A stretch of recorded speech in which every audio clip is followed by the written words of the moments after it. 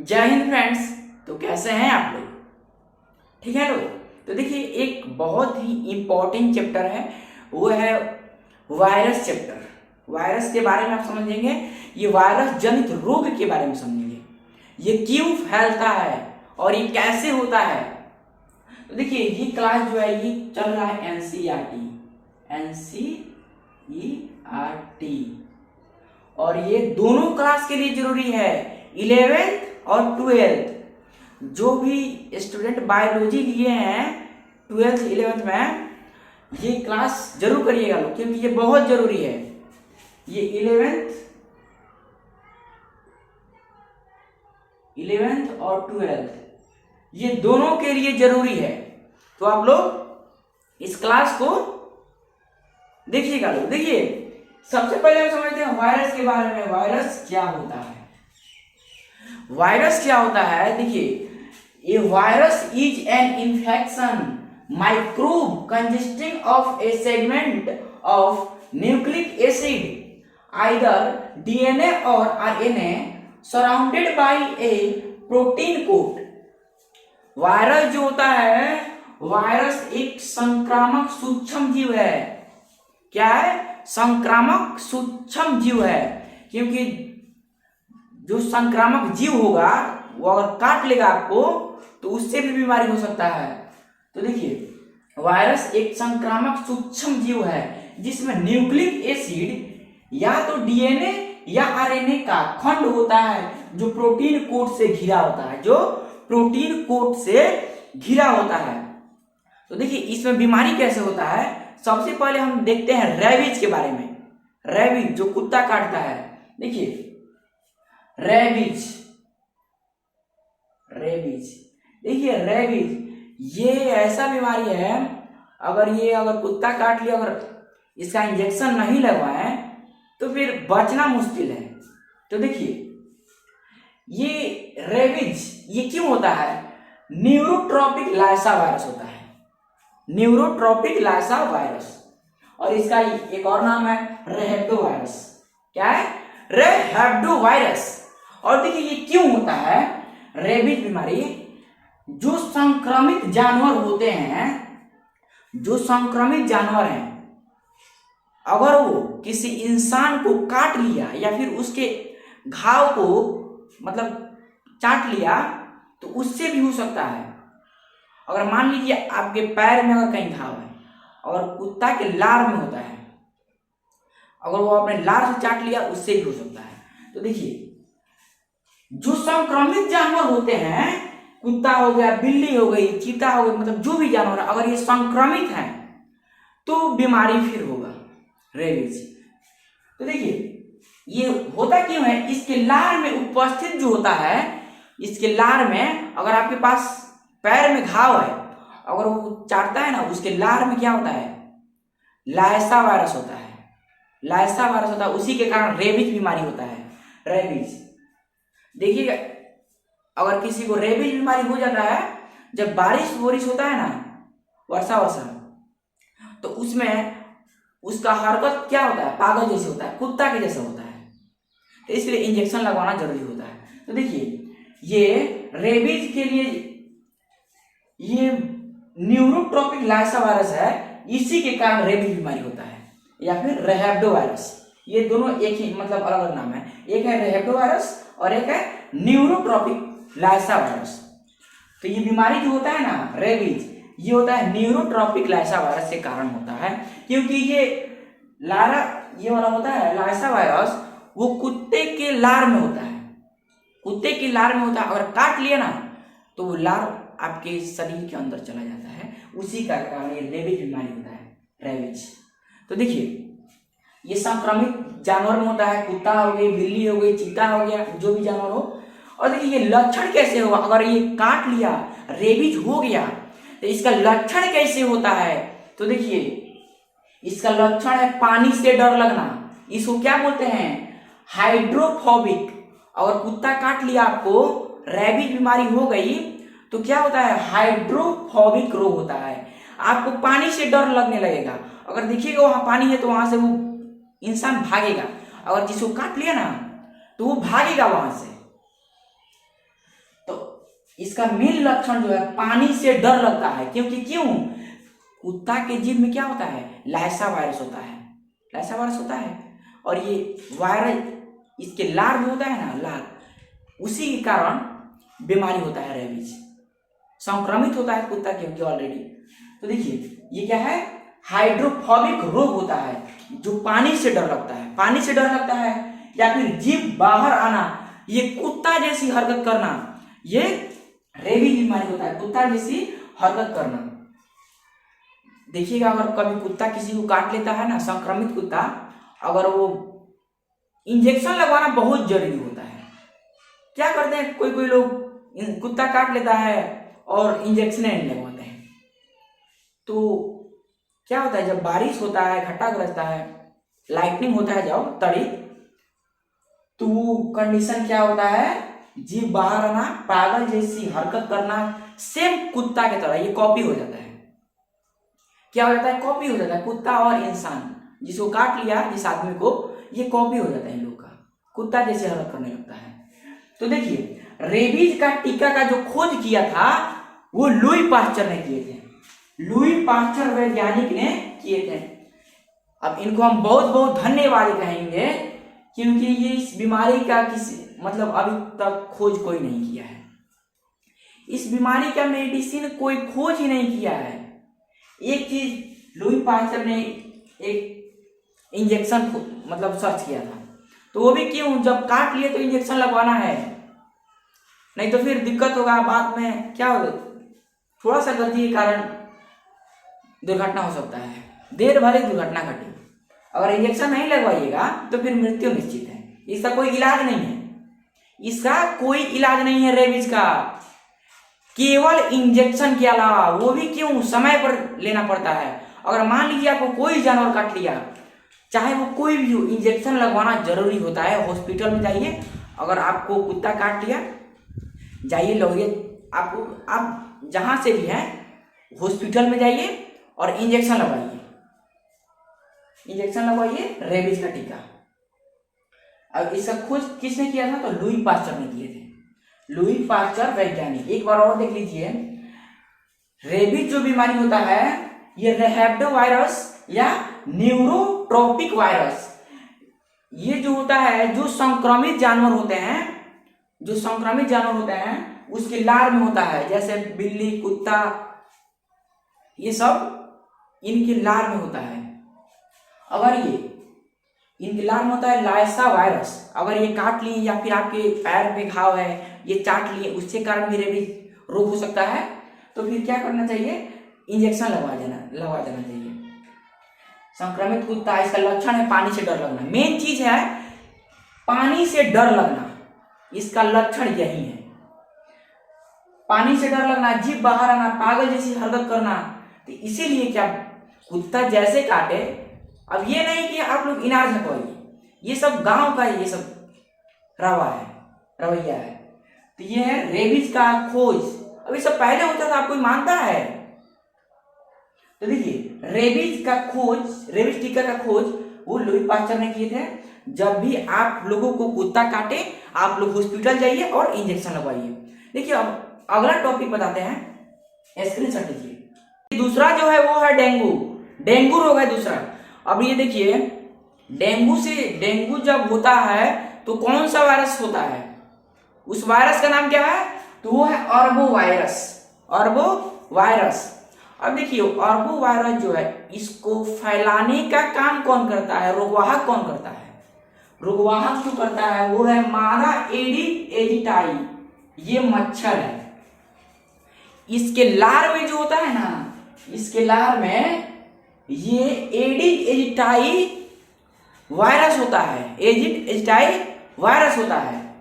इस मच्छर के अंदर ये डेंगू जो होता है, इसका वायरस जो होता है अर्बो वायरस, इसका नाम है अर्बो वायरस।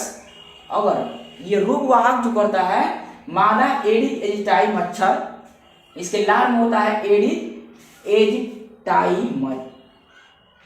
वायरस, इसके लार में होता है एडिस एजिटाई। तो देखिए, और ये अगर किसी को डेंगू हो गया तो फिर उसको कैसे मतलब फील होगा? तो वो होगा हड्डी तोड़ बुखार, इसको बोलते हैं। अगर डेंगू हो गया किसी को तो उसको हम हड्डी तोड़ बुखार भी बोलते हैं। पूरा हड्डी दर्द करने लगता है, पूरा हड्डी दर्द करने लगता है अगर किसी को डेंगू हो गया तो। पटना में देखिए ना, पटना में जो भी लोग अभी आए कम से कम 70% लोगों को डेंगू हो गया होगा। मतलब है इलाहाबाद और पटना, यहाँ तो बहुत होता है डेंगू। पटना में जाइए, हॉस्पिटल में किसी में जाइए, किसी का ना किसी को डेंगू हुआ होगा, डेंगू से संक्रमित होगा कोई ना कोई। तो देखिए उसको, इस बीमारी का एक और नाम है हड्डी तोड़ बुखार। ये तो सिंपल है, जिसका पूरा हड्डी दर्द करने लगता है उसको बोलते हैं हड्डी तोड़ बुखार। और एक चीज जो है ये हड्डी तोड़ बुखार, और ये होता क्यों है, अगर किसी को डेंगू हो गया तो साफ ऐसे मतलब लगेगा कि उसके शरीर के अंदर कोई पावर ही नहीं है, क्या कोई ताकत ही नहीं है, पूरा ऐसे शांत बैठेगा, कोई काम ही नहीं होगा उससे, पढ़ाई लिखाई का तो मन ही नहीं करेगा। अगर स्टूडेंट जो होगा ना तो ये चेक करवाना चाहिए, अगर किसी के अंदर प्लेटलेट्स की कमी होगा तो वो स्टूडेंट 4 घंटा पढ़कर उसका बॉडी ऑब्जर्व नहीं करेगा, ये मेरा 100% गारंटी है। इसलिए स्टूडेंट लोग का प्लेटलेट्स चेक करवाना चाहिए, अगर घटा है बढ़ा है ये डॉक्टर से पता करिएगा लोग। तो देखिए प्लेटलेट्स की कमी होता है तो देखिए अगर किसी को डेंगू हो गया रहता है तो बकरी को दूध पिलाए। देखिए गांव में देखिए किसी को जल्दी डेंगू होता है नहीं होता है, क्या करता है कोई कोई बकरी का दूध पीता है लोग। हर किसी का नहीं बात कर रहे हैं, जिसके घर है वो जरूर पीता है। तो क्या है, बकरी के दूध दिया जाता है उस मरीज को, बकरी का दूध जिसको डेंगू होता रहा है, जिसको मतलब हो गया हो डेंगू, जिसको डेंगू हो गया है उसको बकरी का दूध पिलाया जाता है, दिया जाता है। इसमें प्लेट, अगर क्यों दिया जाता है बकरी का दूध, प्लेटलेट्स की मात्रा ज्यादा होता है, इसलिए प्लेटलेट्स की मात्रा ज्यादा होता है इसलिए बकरी का दूध दिया जाता है। देखिए अब इसका लक्षण क्या है, अब इस डेंगू का लक्षण क्या है। डेंगू, लाइट चला गया, देखिए लाइट दिखाई दे रहा है ना। देखिए डेंगू का लक्षण 7 गो है। देखिए पहला है सिर दर्द करेगा, क्या करेगा, सिर दर्द करेगा, सिर दर्द करेगा। और सेकंड जो है आंख के पीछे दर्द होता है। देखिएगा अगर किसी का डेंगू हो गया रहता है ना तो उसको नींद तो लगेगा ही नहीं, पूरा मतलब क्या ढीला बॉडी हो जाएगा उसका, कोई काम ही नहीं होगा उससे। सेकंड है, पहला हो गया सिर दर्द और सेकंड है आंख के पीछे दर्द, वो तो नींद ही नहीं लगने देगा। आंख के पीछे अगर दर्द हो गया तो आंख तो बंद ही नहीं होगा, नहीं तो नींद नहीं लगेगा। और तीसरा जो है मांसपेशियां में सूजन हो जाता है, मसल्स में सूजन हो जाता है, स्वेलिंग होता है। डेंगू अगर किसी को हो जाता है स्वेलिंग यही सब होता है, सूजन होता है। और चौथा जो है वो है त्वचा पर लाल चकते चकते होता है, लाल चकता। किसी को देखिएगा अगर डेंगू हो गया है तो लाल लाल चकता की तरह होता है, वो इसका लक्षण है, कैरेक्टरिस्टिक्स है इसका। और पांचवा जो है उल्टी होना, उल्टी बहुत ज्यादा होता है। अगर किसी का डेंगू हो गया रहता है ना, क्या होता है, उल्टी बहुत ज्यादा होता है, उल्टी। और छठा जो है ये है मांसपेशियां, हड्डी और जोड़ों में दर्द, मांसपेशियों में भी दर्द होता है। तो ससुरा नींद लगेगा किसी को, नहीं लगेगा। इसीलिए मांसपेशियों में, हड्डियों में, इसके जोड़ों में भी दर्द होता है। अब बताइए किसी स्टूडेंट को तो अगर किसी को हो गया तो पढ़ने में तो मन ही नहीं रहेगा, खासकर स्टूडेंट लोग की बात कर रहे हैं, हम स्टूडेंट है इसलिए। और देखिए सातवां जो है मन भी चल रहा है, मन नहीं लगेगा। अगर कोई स्टूडेंट है अगर वो पढ़ रहा है, अगर उसको डेंगू हो गया तो उसका मन नहीं लगेगा, ये मेरा गारंटी है, पढ़ने में मन नहीं लगेगा। तो ये पूरे नोट्स में लिखिएगा लोग, ये वाला जो है ना ये नोट्स में लिख लीजिएगा लोग। तीसरा बीमारी जो है ना, तीसरा रोग जो है वो है चिकन पॉक्स। यानी देखिएगा गांव देहात में या फिर कहीं भी किसी बच्चे को या फिर किसी मतलब किसी भी व्यक्ति को मैया जी निकलती है, मैया जी बोलता है लोग गांव में, यानी इसको बोलते हैं चिकन पॉक्स। क्या बोलते हैं, चिकन पॉक्स, यानी धब्बा धब्बा मतलब शरीर पे आ जाता है निशान, यानी भोजपुरी में गांव में क्या बोलता है लोग, मैया जी बोलते हैं लोग उसको, मैया जी। यानी चिकन पॉक्स छोटी माता के नाम से जाना जाता है, चिकन पॉक्स, या फिर गांव में बोला जाता है छोटी, मतलब मैया जी, मैया जी निकली। अगर किसी को ये अगर हो गया ना चिकन पॉक्स, ये धब्बा धब्बा होता है शरीर पे, देखिए, तो ये हो गया तो इसको मैया जी बोला जाता है। इस वायरस का नाम है वारिसेला जोस्टर, वारिसेला जोस्टर वायरस। इस वायरस का नाम क्या है, चिकन पॉक्स। और किसी को मैया जी हो गई ना, मैया जी, हम गाँव देहात से तो वैसे ही बात करेंगे ना, अगर किसी का मैया जी हो गई यानी छोटी माता अगर किसी को हो गया तो उसको वारिसेला जोस्टर वायरस हुआ है, वायरस के कारण हुआ है। तो देखिए, यह बेहद संक्रमण वायरस संक्रमण है जिससे त्वचा पर खुजली, छाले जैसा चकता हो जाता है, चकता हो जाता है। देखिए, अगर किसी का अगर मैया जी निकली हुई है, चिकन पॉक्स हुआ है किसी को, तो देखिए ये संक्रमित व्यक्ति अगर कोई है, किसी को मैया निकली है, अगर स्वस्थ व्यक्ति है तो उसके भी संपर्क में ये हो जाता है। तो ये संक्रमित व्यक्ति के लिए स्वस्थ व्यक्ति को भी हो जाता है। जैसे यहाँ पे देखिए एक इंसान है, अब जो भी हो जैसा भी बना हो गलत सही, अब देखिए इसके शरीर पे, इसके मुंह पे देखिए धब्बे धब्बे निशान जो है, ये क्या है, ये सब चिकन पॉक्स है।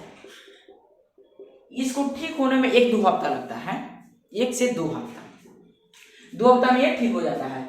ये समझ में आ गया, चिकन पॉक्स यानी छोटी माता। गांव देहात में इसको मैया जी बोलते हैं लोग, मैया जी अगर किसी को हो गया यानी चिकन पॉक्स, ये संक्रमित व्यक्ति है। अगर किसी को मैया जी हुआ है तो ये स्वस्थ व्यक्ति को भी हो सकता है। तो ये 1 से 2 हफ्ता में ठीक हो जाता है। चौथा जो है वो है स्मॉल पॉक्स यानी चेचक। देखिएगा किसी के हाथ पे एक छोटा फुंसी की तरह, मतलब बड़ा बड़ा होता है चेचक। चेचक क्या होता है, इतना बड़ा बड़ा होता है। अगर ये शरीर है यहाँ पे इतना बड़ा बड़ा होता है, फिंगर पे हो जाता है, फिंगर मतलब हर एक जगह हो जाता है।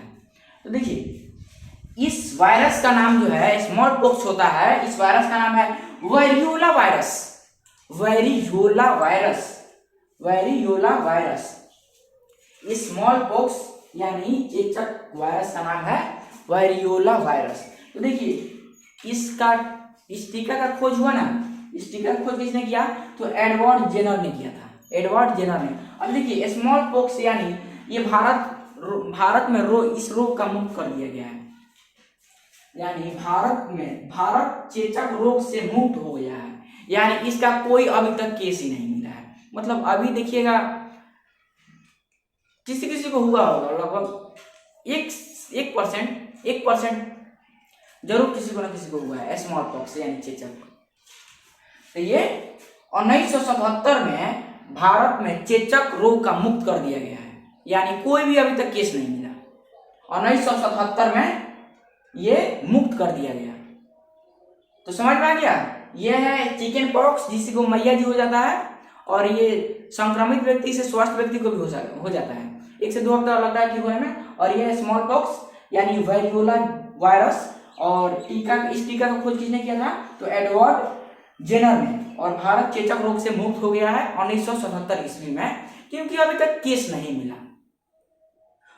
तो आप इसको स्क्रीनशॉट ले लीजिए। ये 5वां है एड्स। एड्स ये बहुत खतरनाक बीमारी है।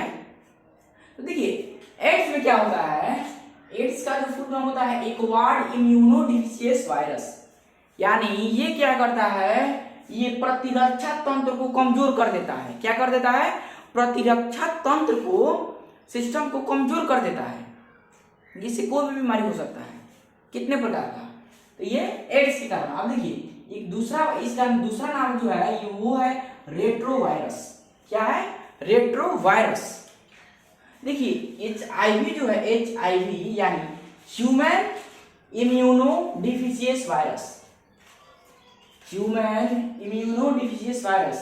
देखिए ये वायरस जो है ये किसको प्रभावित करता है, ये टी लिम्फोसाइट को प्रभावित करता है, टी लिम्फोसाइट को प्रभावित कर देता है। देखिए एड्स का प्रमुख कारण जो है असुरक्षित यौन संपर्क। और किसी को एड्स हुआ है तो उससे कांटेक्ट में मत रहिएगा, किसी को एड्स हुआ है तो, मतलब मैं बता रहा हूं। तो देखिए आप लोग 10वीं में भी पढ़े होंगे लोग कि यौन यानी असुरक्षित यौन संपर्क, एड्स से क्या होता है, तो असुरक्षित यौन संपर्क। तो देखिए रेट्रोवायरस इसका दूसरा नाम है। देखिए HIV यानी ह्यूमन इम्यूनो डिफिशियंसी वायरस, ये किसको प्रभावित करता है, तो ये प्रभावित जो करता है वो है टी लिम्फोसाइट को प्रभावित कर देता है। और कोई भी चीज प्रभावित हो गया तो कोई भी चीज को ऑब्जर्व कर लेगा, कोई भी बीमारी को ये ऑब्जर्व कर लेगा, मतलब उसके शरीर के अंदर कोई भी बीमारी हो सकता है, कितने प्रकार का। तो देखिए इसको परीक्षा लेने के लिए क्या किया जाता है, एलाइसा परीक्षण किया जाता है। एलाइसा परीक्षण किया जाता है। किसी को HIV इज ट्रांसमिटेड, किसी अगर कोई संक्रमित स्वस्थ व्यक्ति मतलब अगर कोई संक्रमित व्यक्ति है तो स्वस्थ व्यक्ति को हो तो नहीं गया। तो देखिए ये कैसे होता है, रक्त के माध्यम से होता है। अगर कोई संक्रमित व्यक्ति है यानी किसी को एड्स हुआ है तो ये स्वस्थ व्यक्ति को कैसे होगा, तो देखिए रक्त के माध्यम से अगर मतलब किसी को एड्स हुआ है उसके अंदर इंजेक्शन लगा है, अगर वही इंजेक्शन दूसरे व्यक्ति को लगा दिया गया तो उससे भी हो जाता है, ये एड्स हो जाता है। समझ में आया। और सेकेंड जो है वो है ऑर्गन ट्रांसफर, यानी अगर बॉडी का इधर किसी को एड्स हुआ है, अगर ऑर्गन लेन देन अगर हुआ, मतलब शरीर का कोई भी पार्ट्स लेन देन हुआ तो उससे भी हो जाता है, ये संक्रमित हो जाता है। स्वस्थ व्यक्ति भी संक्रमित हो जाता है अगर किसी को एड्स हुआ है, कांटेक्ट में है, इंजेक्शन एक दूसरे से अगर एड्स वाले को अगर इंजेक्शन लगा है, अगर मेरा स्वस्थ व्यक्ति को लग गया ये इंजेक्शन तो उसको भी हो जाएगा। तो देखिए और एक और सेकंड जो है HIV इज नॉट ट्रांसमिटेड, ये किससे नहीं होता है, तो देखिए ये होता है इंसेक्ट्स यानी कीट पतंग, इन लोगों से नहीं होता है, एड्स इन लोगों से नहीं होता है। कीट सरीसृप तितली इन लोगों से नहीं होता है, एड्स इन लोगों से नहीं होता है। और सेकंड जो है वो है टॉयलेट जाने से ये कोई प्रॉब्लम नहीं होता है एड्स के। और थर्ड जो है वो है क्लॉथ, किसी का कपड़ा पहनने से नहीं होगा एड्स। तो जय हिंद। इस वीडियो को शेयर करिएगा ताकि दूसरा स्टूडेंट भी पढ़ सके।